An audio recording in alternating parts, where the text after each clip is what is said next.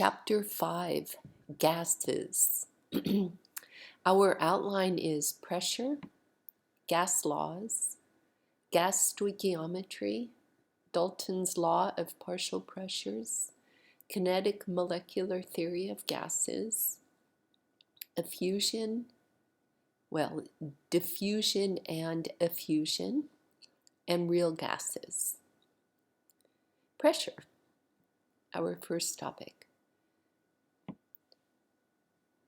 Gases exert pressure on their surroundings. They push on their surroundings. Pressure is force over area, and F is force exerted. Area is the area over which the force is exerted. P equals F over A. In this example here, we have a container, a big container, maybe like a gallon-sized container that's empty, and we put a bit of water in it. And we boil the water, boil it for a few minutes to make sure that we have displaced most of the air in the can with water vapor. Then we turn off the heat and we seal the can. By the way, when we were heating the can with the water, we had it open. We turn off the heat and then we seal the can. The water vapor slowly condenses as the gas cools down. This lowers the pressure in the can. It lowers the pressure of the gas within the can. Eventually, the pressure of the gases in the atmosphere, P sub ATM, ATM for atmosphere, eventually the atmospheric pressure is greater than P of the gas, and the can collapses. So initially, with the container open, the pressure of the atmosphere equals the pressure of the gas. But as the water vapor cools, the pressure of the gas goes down and the pressure of the atmosphere is greater enough that the walls collapse. The atmosphere just pushes on it enough to collapse it. Okay, so that's due to pressure differences. We'll be dealing with pressure a lot in this chapter and in future chapters. Common pressure units are atmosphere, which we abbreviate ATM.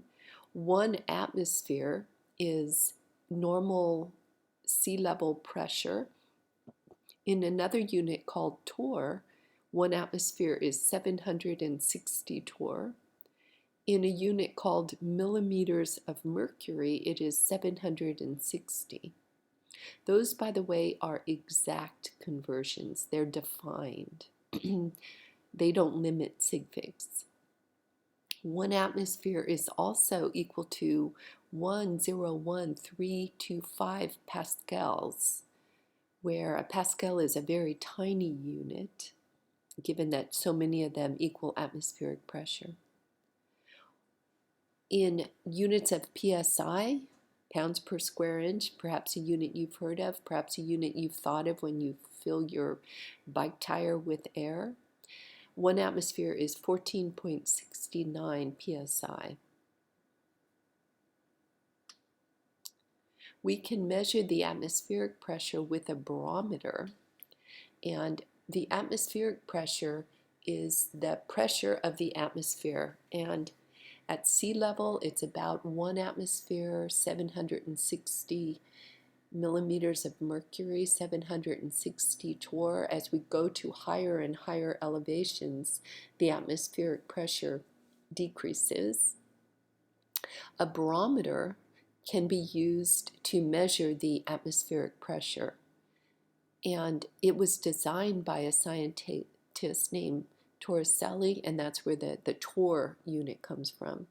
So a typical old-fashioned barometer is, imagine a beaker of mercury. Mercury, recall, is a liquid at room temperature. So we have a beaker with mercury, and then we have a long, skinny glass tube. that is sealed at one end and opened at the other. Well, we would pour mercury into that long skinny tube, and we would pour it to the very top and then invert that tube into the beaker of mercury. A little bit of mercury from the tube comes out, creating a vacuum at the top there, and the amount, the height of the mercury in our diagram is given by H. That corresponds to the pressure of the atmosphere. That is, the atmosphere given by the purple arrows pointing downward. That's the pressure just due to the gases in the air pushing on the mercury in the beaker. Well, that is balanced by the height of the mercury within the skinny tube. And as the atmospheric pressure goes up, like a high pressure zone comes, air mass comes through the area, then the height of the mercury column that atmospheric pressure can support becomes greater. So the height of the mercury has to do with the atmospheric pressure, and so that has been adopted as a unit. So in units of millimeter, with that mercury in the skinny tube, one atmosphere is 760 millimeters. A manometer, so those are the two diagrams on the right side. A manometer can be used to measure the pressure within the pressure of a gas, piece of gas. So take that diagram on the left side, the manometer diagram on the left, and we have gas within the bulb on the left side, and then we've got mercury in that U-tube part, and then we have the atmosphere pushing down on the right side. So the atmosphere is pushing on the right side, and it's causing the mercury to be higher on the left side by an amount H. That means that the pressure of the atmosphere is greater than the gas pressure by the amount H, or we have P of the gas equals P of the atmosphere minus H. So when we have a setup like that manometer on the left side and the mercury on the gas side is at a greater height than on the atmospheric side, we know that the pressure of the gas is less than that of the atmosphere. If we have the diagram on the right side, the manometer diagram on the right side, where the column of mercury on the atmospheric side is greater, then we would say that the gas is pushing harder than the atmosphere by the amount H. So we have P of the gas is P of the atmosphere plus H. When the liquid levels are equal, the mercury levels are equal, then we know that the pressure of the atmosphere equals the pressure of the gas. Now we will get into several gas laws. So in the 1600s, a scientist by the name of Boyle studied pressure and volume using a manometer like the one shown here in this diagram. And he varied the pressure, so he varied the amount of mercury in the manometer, and he measured the volume of the gas as a result of the varying pressures. And he kept the moles of gas, delta N, which is mole final minus mole initial. We're using a symbol N to represent moles. He kept the moles of the gas, the amount of the gas in that gas region, the same as he went throughout different pressures and volumes, and he never changed the temperature. So the delta T, the T final minus T initial, was 0. So he only worked with pressure and volume. And his actual data is shown there, where we see large pressure means small volume. Low pressure means big volume. He found that the two were inversely related to each other. He also found that pressure times volume was constant. And if he plotted pressure versus volume, or you could say volume versus pressure, either way, he got that hyperbolic kind of relationship. As one goes up, the other goes down. If he wanted to get a linear kind of graph out of it, and he plotted volume on the y-axis, he would have 1 over the pressure on the x-axis, and then he would get a linear graph. So P versus V, or you could say V versus P, the graph shows that when the volume is doubled, the pressure halves. As volume increases, pressure decreases. P and V are inversely proportional. Volume versus 1 over P shows a straight line with a slope of K. So, straight line equation, for that we have y equals mx plus b. On our y-axis we have v.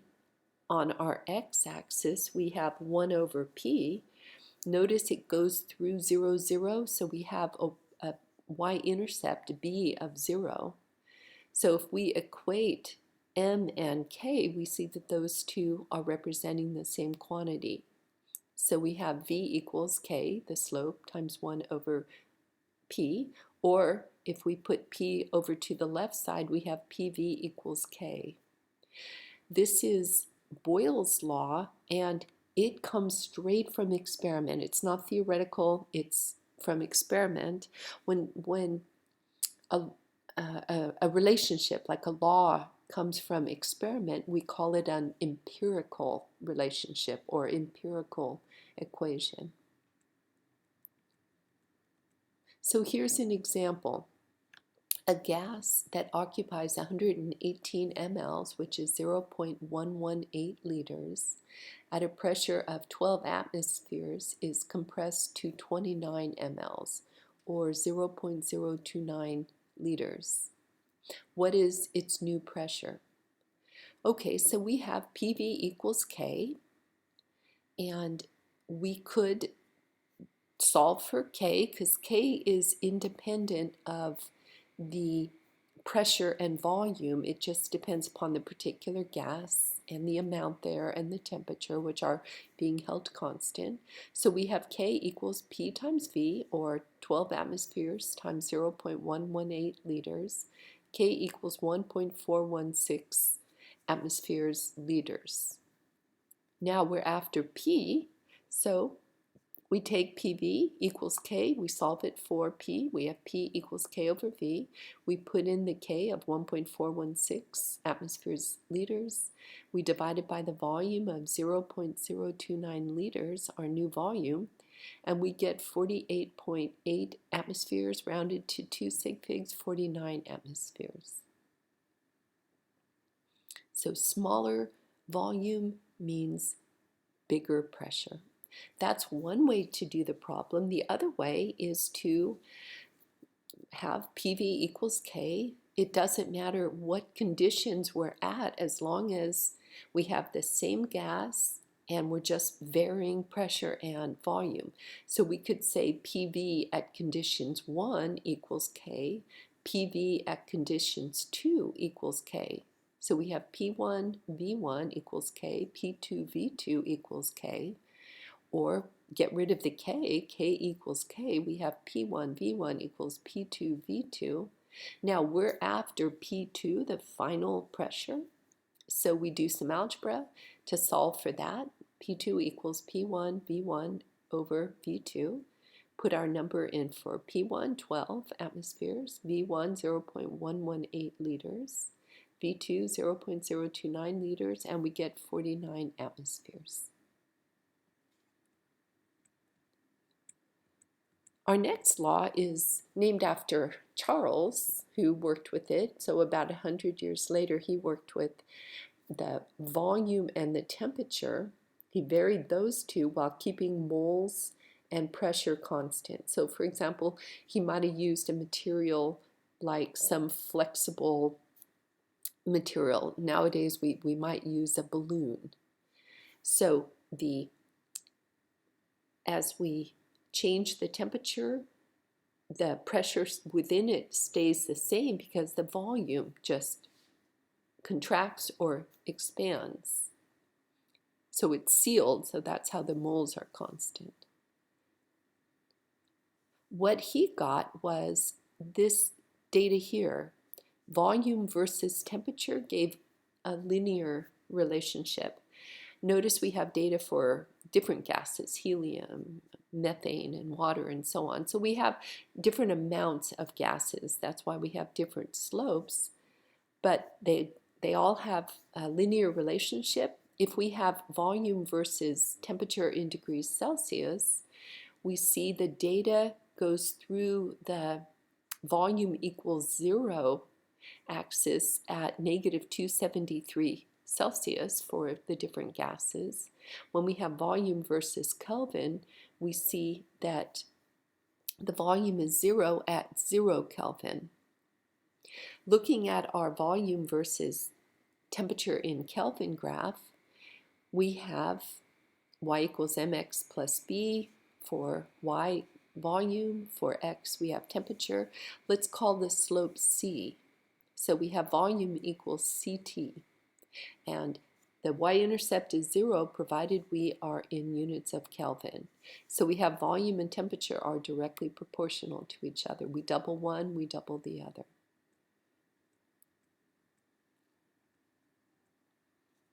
Okay, so in the volume versus temperature degrees Celsius graph at 0 volume, all gas lines converge at negative 273 degrees Celsius. Since the volume cannot go below 0, we can't have some kind of negative volume, negative 273 degrees Celsius corresponds to the lowest temperature attainable. In Kelvin units, it is 0 Kelvin, and 0 Kelvin is called absolute zero, the lowest temperature. So we have Charles' law, volume equals Ct, where temperature is in Kelvin. And just as with Boyle's law, Charles' law comes from experiment. It's an empirical equation. So here's an example working with volume of a gas inside of a balloon at different temperatures. I'm going to have you go through that example yourself. I show it doing the two ways as we had done it before. In one way, solving for the constant c. In the other one, just sort of like eliminating that by working with the two sets of conditions. Notice that in both cases, we have to be in, when we calculate, Kelvin. Our next law is called Avogadro's law, and that was worked with in the 1800s. And there, Avogadro studied volume and moles, and he kept pressure and temperature constant.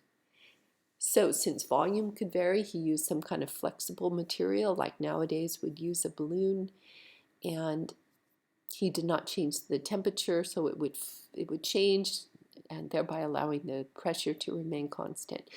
So he found that if the moles are small, the volume is small. If the moles are big, the volume is big, and that they are directly proportional to each other. You see the volume versus N versus moles, linear relationship, and we have his law being volume equals the slope, A times N, the moles. His law also comes from experiment, so it's an empirical one. The ideal gas law is putting all these individual gas laws together. So Boyle's law, we have volume equals K over P. Charles' law, we have volume equals Ct. Avogadro's law, we have volume equals An. If we put all those together, we have volume equals a constant, we're calling R, a constant having to do with the values of K and C and A, those slopes. So we have the volume equals that constant R times temperature times N divided by P, or if we set it up to have the pressure and the volume both on the left side, we have PV equals nRT. And that we call the ideal gas law. It's an empirical equation. And it works best for what we call an ideal gas, which is a gas at low pressure, so lower than atmospheric pressure and just a little bit higher, and it works best at high temperatures, so temperatures around room temperature and above.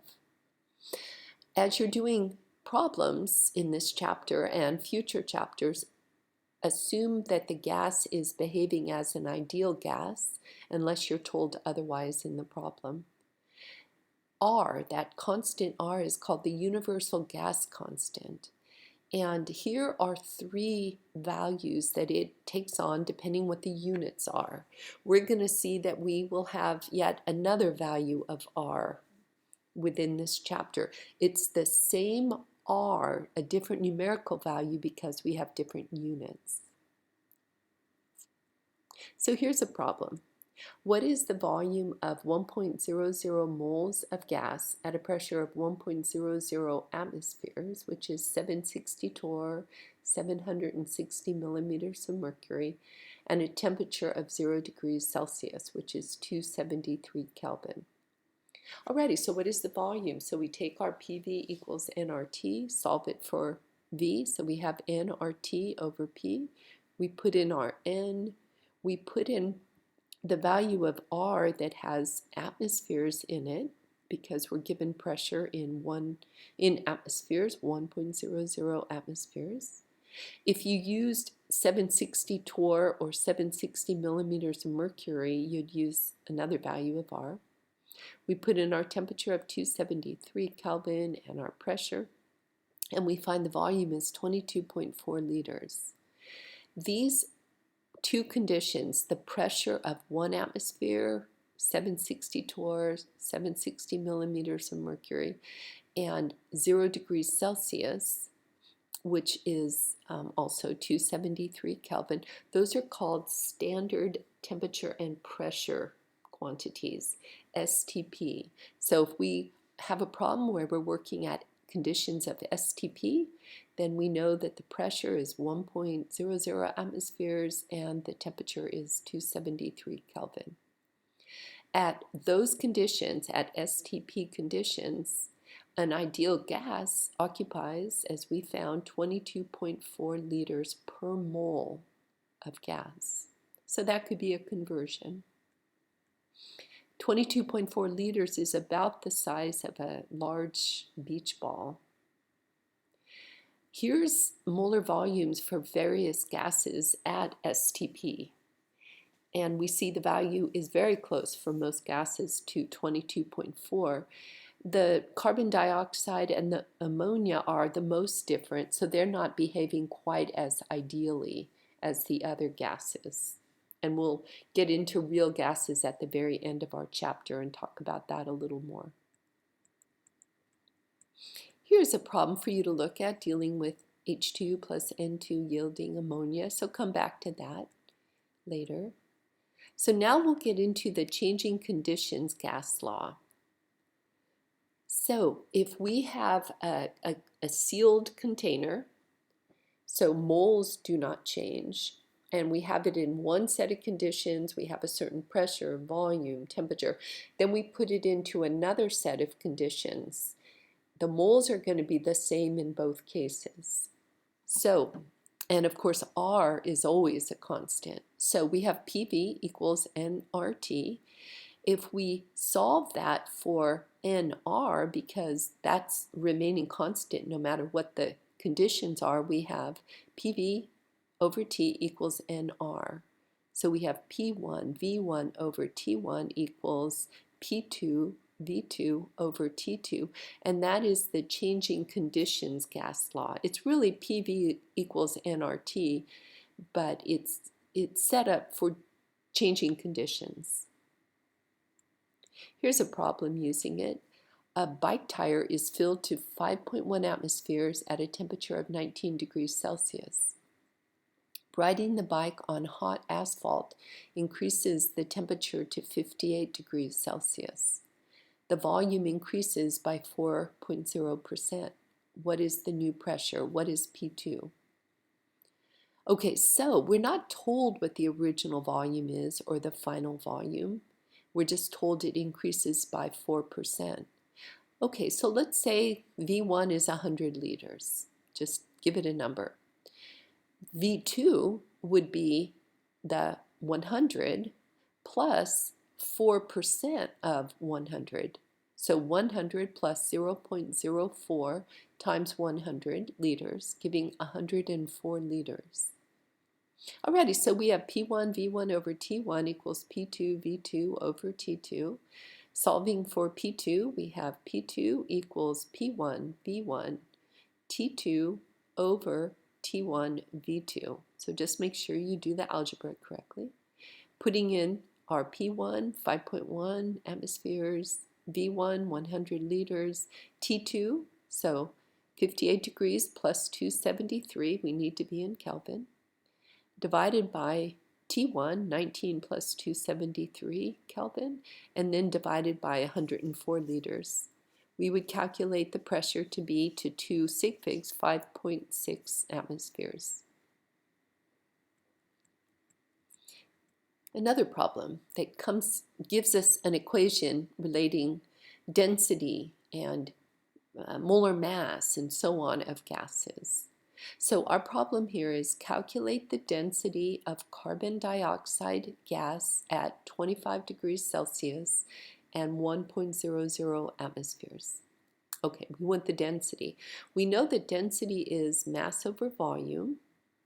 We also know that molar mass is mm, mass over moles, grams per mole. Okay, so those are just two equations from before. Density is mass over volume, molar mass is mass per mole. If we solve the molar mass equation for mass, we have mass equals moles n times molar mass. Put that into our density equation. Now we have density equals moles times molar mass over volume. And then we solve this equation for moles. So we have moles equals density times volume over molar mass. Now it's a gas, so we go to PV equals nRT. And for moles, we put in dV over molar mass, and then we multiply by RT. That equals PV. And now we solve that. Let's see, we're getting rid of volume on both sides, and we're solving for density. So density is pressure times molar mass over RT. So that's a very handy equation. Density is pressure times molar mass over RT. Now let's go back to our problem, which is working with carbon dioxide. We need to know that for the molar mass. Temperature 25 degrees Celsius. Of course, we have to convert to Kelvin, and pressure 1 atmosphere. Okay, so now we go down and we put those in. So for pressure, we have the 1.00 atmospheres. For molar mass, we determine the value to be 44.01 grams per mole. For R, since we have atmospheres, we're using 0.08206 liters atmospheres per mole Kelvin. And then for temperature, 298 Kelvin. Units work out so that we have just grams per liter, which is a density kind of unit. We're used to density of solids and liquids being in grams per ml, but in a gas, we have to have a much bigger volume to have the same kind of numerical value for grams. Notice that in our density equation, density equals pressure times molar mass over RT, we have that the heavier the gas, the greater its density. So as molar mass increases, density increases of gases. Heavy gases are denser than light ones. And we know that the denser material goes to the bottom. Air is mostly nitrogen with some oxygen, trace amounts of argon, CO2, and some other gases. So since the CO2 is heavier than nitrogen and oxygen, it's going to sit at the bottom. It's going to be, if we had a mixture of N2O2 and CO2, the CO2 would be at the bottom. And we can see that in this picture here on the left. What we have are CO2, solid CO2, so dry ice pieces in looks like a wok, and dry ice at room temperature sublimes. So it just goes from the solid state to the gas state. It sublimes. So it has above the solid CO2, it has a layer of CO2 gas. We can't see that per se, but if we were to put some bubbles made with air, blow them on top of that, what we would see is that the bubbles don't go all the way down. They kind of float, and what they're floating on is the heavy CO2. And looking at this diagram, this picture on the left side, what I have is a stairway with candles on the stairs. If we take a beaker of CO2 gas, so we can put CO2 gas into a beaker and it will stay in there for a little while because it's denser than the air pushing on it. We can pour the CO2 down the stairway. Gravity would just pull it down and it would extinguish the candles as it goes down the stairway, starting with the top candles and making its way all the way to the bottom ones. Here's a problem for you to do. Calculate the molar mass of a gas called acetylene with a density of this value at a pressure of that and a temperature of that. Gas stoichiometry. So what we're using is basically combining PV is equal to nRT with chemical reaction equations. And here's an example. KO2 solid is used to purify air in submarines and in firefighters' breathing apparatuses. What mass of it is needed to react with 50 liters of carbon dioxide at 1.0 atmospheres and 25 degrees Celsius? So this is handy because it takes CO2, which we exhale, and can be used to make oxygen, something that we do need for maintaining our life. All right, so what we have is information about the CO2. We have its volume, its pressure, its temperature, and that would allow us to find the moles of CO2 that we're working with. Then we can jump from moles of CO2 to moles of KO2 and then eventually mass of KO2 because we have the balanced chemical reaction.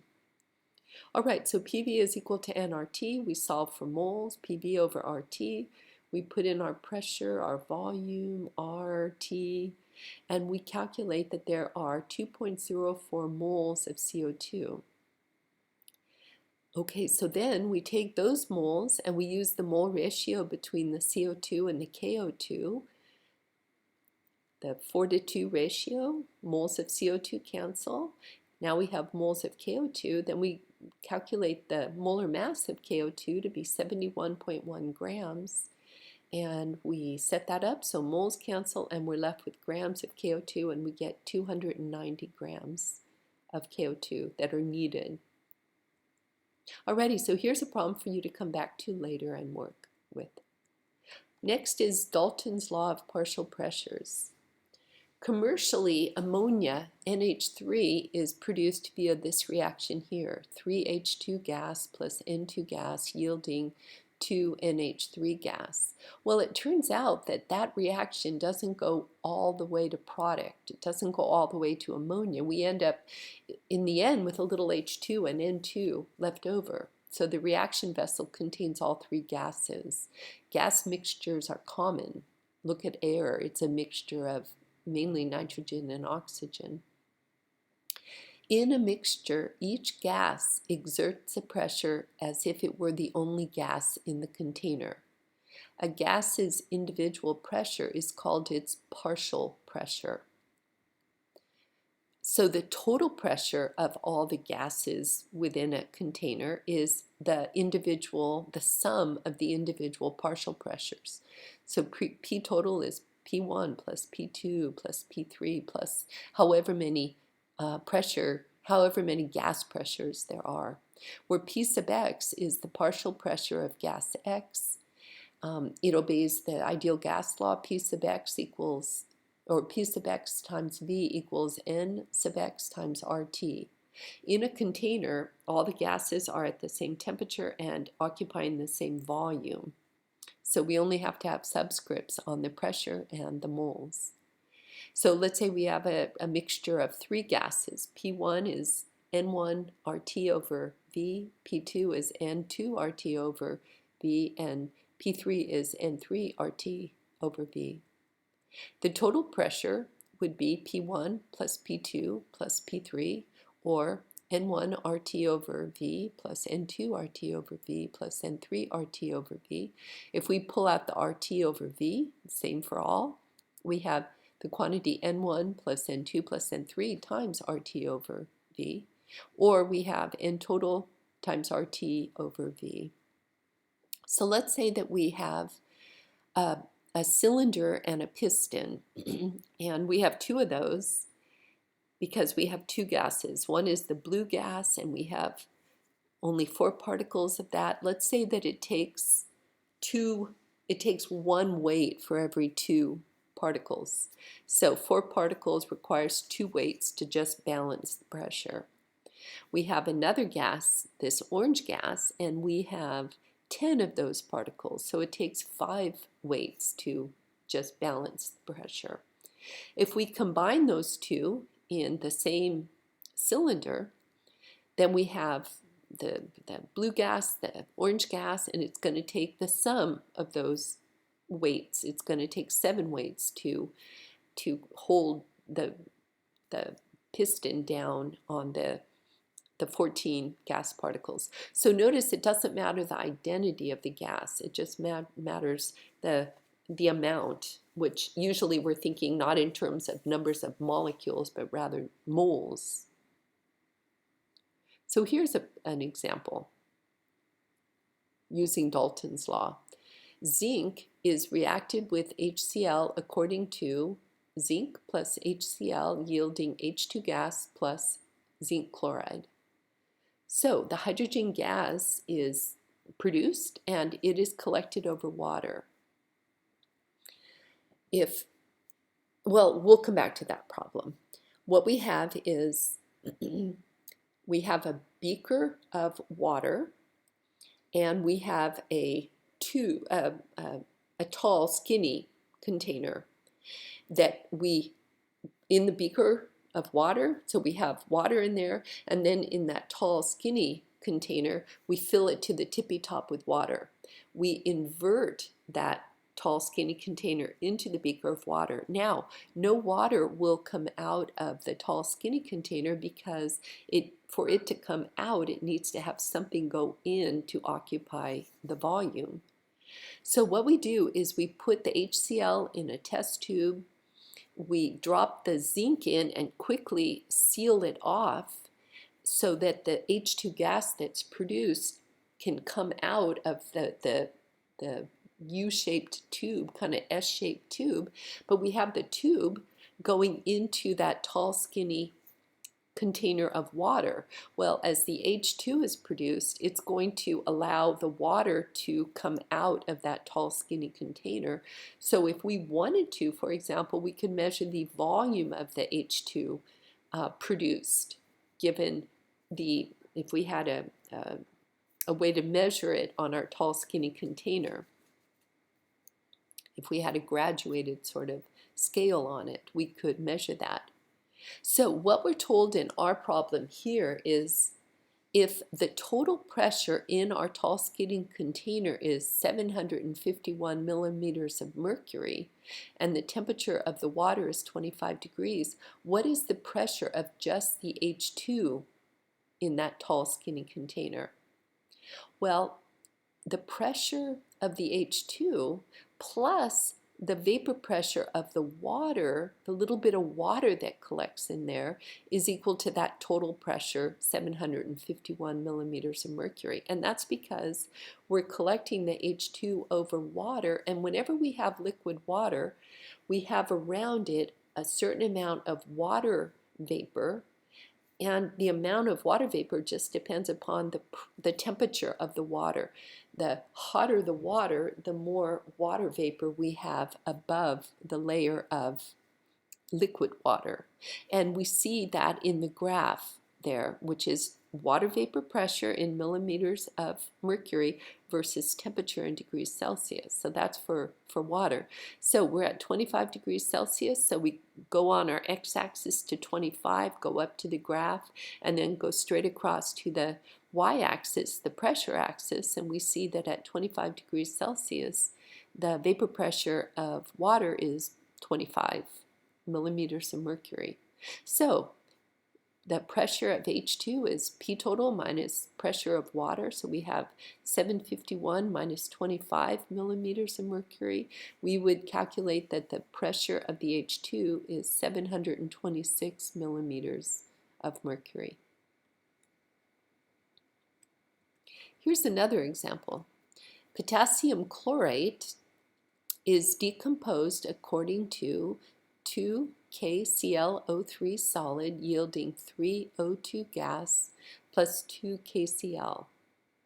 The oxygen gas was collected over water in an apparatus like the one we looked at above.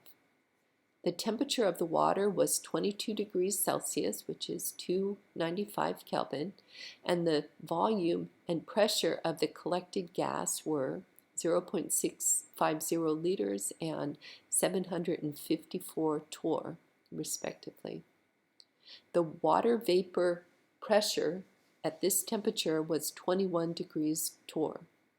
21 torr. How many grams of potassium chlorate were decomposed? Okay, so what we have is information that will allow us to determine the moles of the O2, and then through our balanced chemical reaction, we can go to moles of KClO3 and finally mass of KClO3.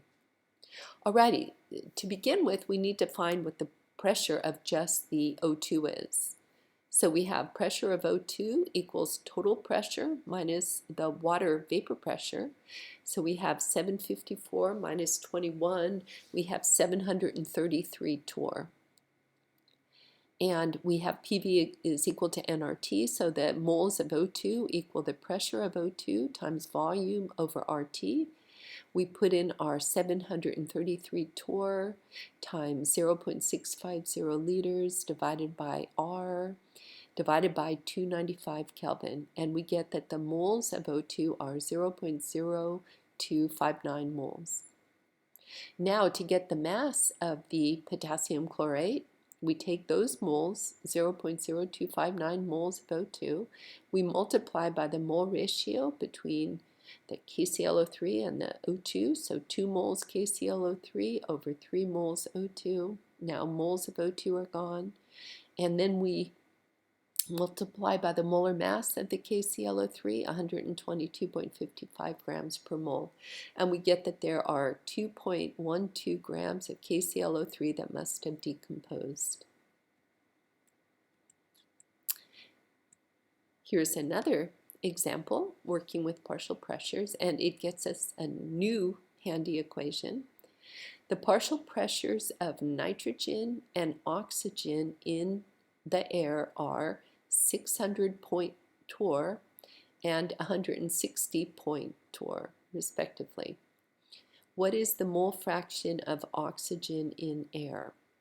Okay, well, in general, mole fraction is the moles of it divided by the total moles. It's kind of like a a percent except without the 100. So if we have the mole fraction of particle 1, we would have that equal to N1 over N total. Now we're talking gases, so we can use PV as nRT. So solving for N, we have for N1, P1 V over RT. For N total, we have P total V over RT. They're in the same container, so volume is canceling out, temperature, they're at the same temperature. And R, of course, cancels out. So what we have is the mole fraction of gas 1 is P1 over P total. If we wanted to rearrange that, we could have P1, so the partial pressure of gas 1 equals its mole fraction times P total. Anyway, in our problem, we're after the mole fraction of oxygen, so we have mole fraction O2 equals PO2 over P total. And we have the pressure of O2, 160. The total pressure is 760. So we divide the one into the other, we get the mole fraction is 0.211 or 21.1%. Our next topic is the kinetic molecular theory, KMT of gases. It attempts to explain the properties of an ideal gas. So it has 4 postulates, and the first one is the particles are so small compared with distances between them that the volume of the individual gas particles is negligible. So when we are after the volume available to the gas, we just say it's the volume of the container. We don't do something like, well, the volume of the container minus the volume of all the gases put together. It's just the volume of the container. The particles are in constant motion, and the collisions of the particles with the walls of the container are the cause of the pressure exerted by the gas. So the gas particles hit the wall, and that exerts pressure. The particles do not attract each other, and they do not repel each other. They might hit each other, but they don't stick together. They don't push away from each other without actually colliding. The last one is the average kinetic energy of a collection of gas particles is directly proportional to the temperature in Kelvin of the gas. So the hotter the gas, the higher the average kinetic energy. Okay, so those are our 4 postulates. Applying these and Newtonian mechanics, we get this equation. PV equals N times 2 over 3 times NA times 1/2 m U squared bar. This equation comes entirely from theory, so it's a theoretical equation. So in our equation, P is the pressure of a gas, V is the volume of the container, N is the moles of the gas, N sub A is Avogadro's number, M is the mass of a single particle, U squared bar is the average, that's what the bar represents, of the square of velocities of a single particle. You remember our kinetic energy equation, Ke equals 1/2 mv squared. So here we have, since we're calling the velocity, giving it the symbol u, we have the kinetic energy of a single particle to be 1/2 m u squared bar. The average kinetic energy, not per particle, but per mole of particle, is just going to be Ke times Avogadro's number. So we have Ke average equals N sub A 1/2 m U squared bar. So if we put in for the 1/2 m U squared bar times N sub A Ke average, we have from our theoretical equation PV equals N 2/3 Ke average. That's theoretical. Then we have our empirical equation, the ideal gas law, PV equals nRT.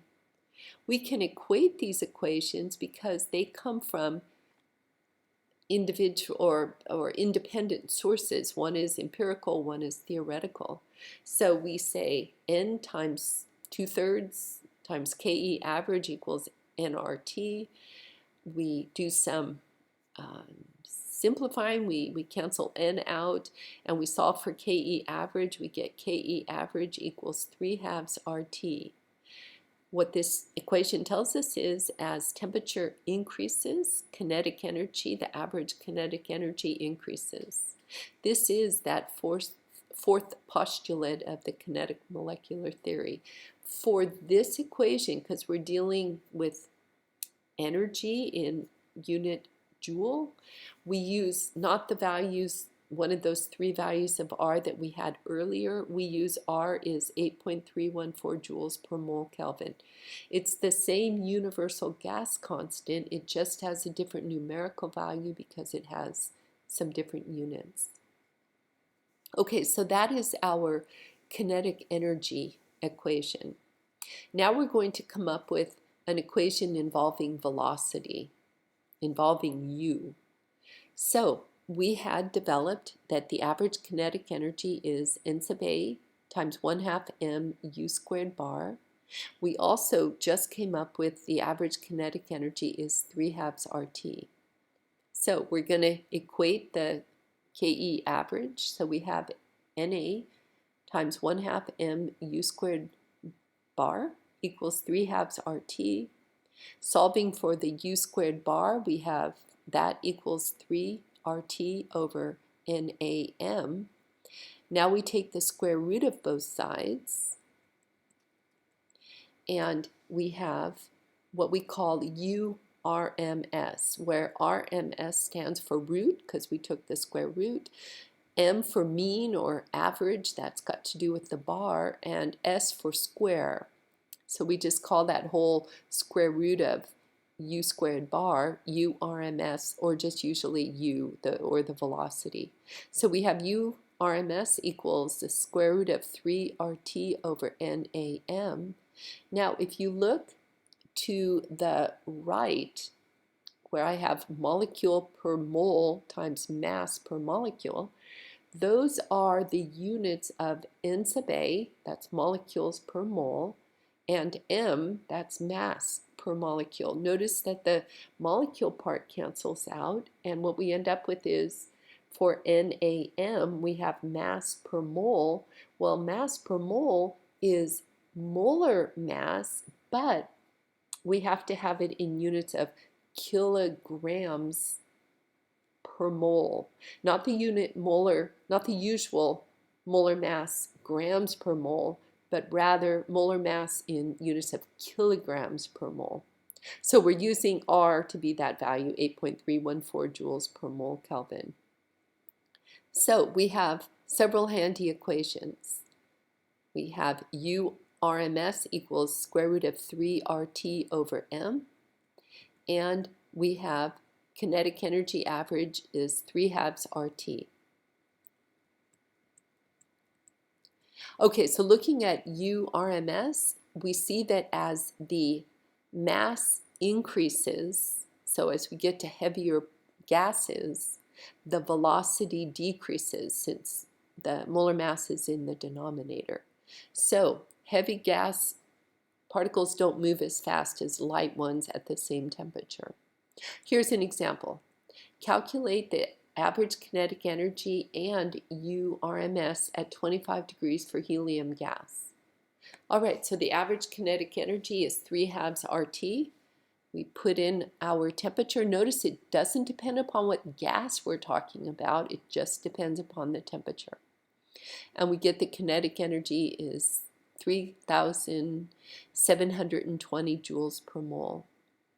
Next, we're calculating URMS from the square root of 3 RT over M. So we put in our terms, our temperature, and we also put in the molar mass of helium, but in units of kilograms per mole. So that value is 0.004003 kilograms per mole.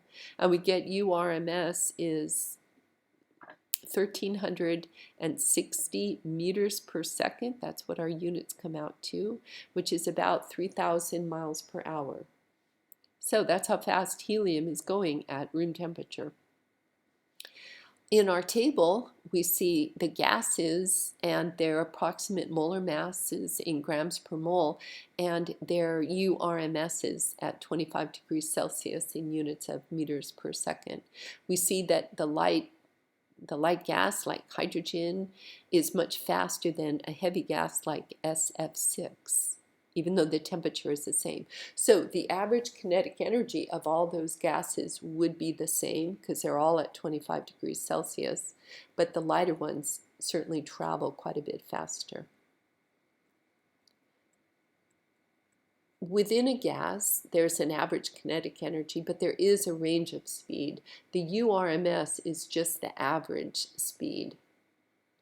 So we see in our first graph that if we have a cool gas, so 273 Kelvin versus 2,273 Kelvin, we see that the range of velocities is much smaller for the cooler gas than for the hotter gas. So as we increase the temperature of a gas, the range of speeds gets quite a bit bigger. Also, the lighter gases like H2, so I'm looking at the middle graph, has a much wider range of speeds than the heavier gases like O2 at the same temperature. And that's what the third graph there is showing. Heavy UF6 has a very small range versus light H2 having a wide range of speeds, and they're both at the same temperature. Diffusion and diffusion. So diffusion is the spreading of one substance through another. The substance moves from a region of high concentration to a region of low concentration. So if we were to open up a container of ammonia at one end of a room, even though that ammonia is traveling very fast, we would not, if we're at the opposite end of the room, smell it immediately. And that's because it has to diffuse through the other gases. It's constantly knocking into other ones, and that slows its overall progress from one side to the other. Since speed is greater for light gases diffuse quicker than heavy gases. So imagine we have that diagram on the left.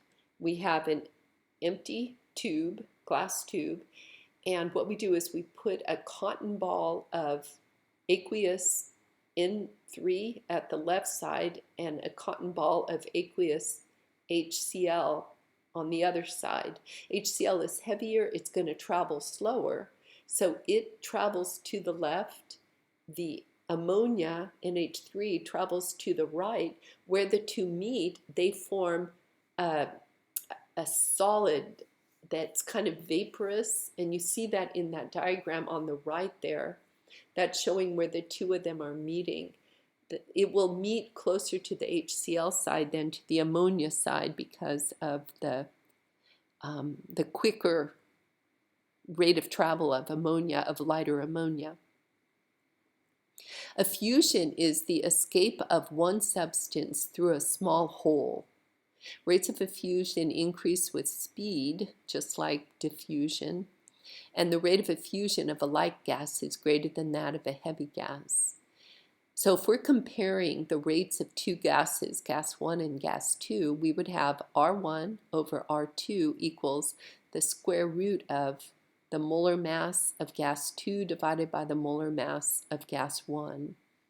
So if gas 1 is lighter than gas 2, MM1 is smaller than MM2, and that means we're going to get a number bigger than 1, so the rate of gas 1 is going to be greater than the rate of gas 2. The lighter is the gas, the quicker it effuses, and diffuses for that matter.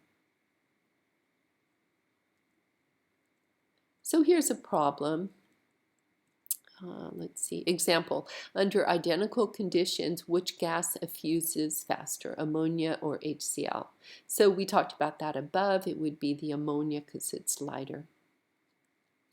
And what is the rate of effusion of ammonia compared with HCl? So now we use this Graham's law of diffusion equation. So R1 over R2 equaling MM2 over MM1 to the 1/2. Putting in for R1, we have RNH3, R2, we have RHCl. Putting in their molar masses, we get that the ratio of the ammonia to the HCl is 1.463, so indeed almost 1.5 times as fast. Here's an example involving UF6 to look at later. Alrighty, our next section is real gases. A postulate of the kinetic molecular theory is the total volume of all of the gas particles is negligible. So in an ideal gas, that is true. There just aren't so many there aren't so many gas particles in that big volume, and the volume of each individual gas particle is small. But in a real gas, this isn't so. The pressure is higher, so there's more gas particles in there. And particles some of them are large. Another postulate is forces of attraction between gas particles are zero. They hit, they bounce off, they don't stick together. They don't repel each other either. In a real gas, this isn't so. We could say some particles are kind of sticky. So ideal gas, small and or not many particles, and they're non-sticky. So volume of the gas we can say is zero. The volume of the container, that's just what we have to consider. Forces of attraction are zero. And that is, a gas behaves most ideally at high temperatures. So they're not able to stick together. They have enough kinetic energy to bounce off each other. And low pressures. There just aren't so many of them that it overall matters. But a real gas, the particles are bigger. There's many of them, they're stickier. So we can't just ignore the volume of the gases. That's not negligible, not zero. Forces of attraction we just can't ignore. That's not zero. So we have to correct for the volume. The actual volume is the volume of the container minus the volume of the gas. And pressures are reduced by attractions. The observed pressure is the pressure we would calculate from PV equals nRT minus the pressure due to attractions. Real gases are gases at low temperatures so that they're moving slowly enough. When they hit each other, they just might stick together. And high pressure, so there's enough of them to start to matter. There's many real gas laws that have been developed. We will use the one developed by van der Waals, often called the van der Waals equation. So read over these two bits of information with these two graphs, and we will just move on to here. Okay, so what we have to do is modify PV as nRT. We must put in the pressure correction and the volume correction. So we have that the actual volume of a real gas is the volume of the container minus NB, where NB is the volume correction. The bigger the molecule, the larger the value of B. B comes from experiment, and B equals 0 for an ideal gas. The observed pressure is the pressure we would calculate from the ideal gas law minus A times N over V, that quantity squared, where A times N over V squared is the pressure correction. The more sticky the particle, the larger the value of A. A comes from experiment. A is 0 for an ideal gas. So if we solve for P, P is equal to P observed plus A times N over V squared. Alrighty, so what we're going to do is go to PV equals nRT, solve for P, P equals nRT over V, and we're going to put the volume correction in. So we have P equals nRT over V minus NB, and we're going to put the pressure correction in. So we have P observed plus A N over V squared equals nRT over V minus NB. And now we're going to solve this for P observed, and we get P observed equals nRT over V minus NB minus A times N over V. And in the table on the right side, table 5.3, these are values for different gases for A and all of the units A has, and for B and all the units. So it depends on the gas, what A is, what B is. So we have then a problem here. Calculate the pressure exerted by 0.5000 moles of nitrogen in a 1.000 liter container at 25.0 degrees Celsius using the ideal gas law. Okay, so come back and do that. And using the real gas law. So now we have to use our P observed equation. What you have to do is just carefully put in everything. And we put in, let's see, we're dealing with nitrogen. So we're going to be using the value in our table for nitrogen. We see that A is 1.39. We see that B is 0.0391. We see our units. And so we're going to put those into our equation and just be neat about it. Put all of our units in to make sure that they're canceling out properly. So I'm going to have you do this problem yourself to make sure that you get everything correctly done. You will find that the pressure you get from the real gas law is a little bit lower than what you get from the ideal gas law. And that has to do with that stickiness factor. Alrighty, so next we have just answers. So go back through this video as often as it helps you. Look at your handout by yourself. Do the assigned homework problems. Alrighty, so that is then it for now.